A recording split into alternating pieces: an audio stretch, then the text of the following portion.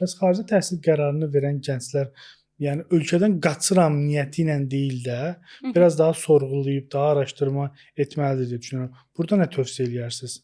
Ya məsəl üçün Ah, siz Atlantanı özünüz mü seçdiniz? Belə Yox, dəstək oldu. Atlantanı özüm seçmədim, sadəcə scholarship qazandım. Hə, okey. Ona görə Atlantaya getdim.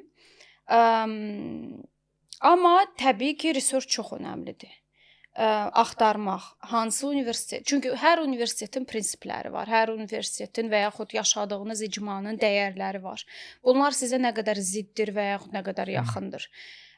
Plus siz bu diplomu aldıqdan sonra next 1 iliniz, mən artıq 5 il olaraq heç vaxtı danışmıram. Sadəcə 1 illik perioda baxıram.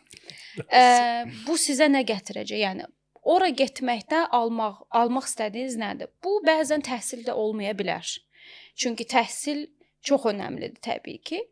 Amma dediyim kimi bu müxtəliflik, fərqli insanlarla tanış olma, tək qalma, müstəqil olma, bunlar da çox böyük bacarıqlardır. Diplomunuz zəif olsa belə, o GPA-yi yığmasanız belə, bunlar çox dəyərli bacarıqlardır. Onları qazanmış olacaqsınız.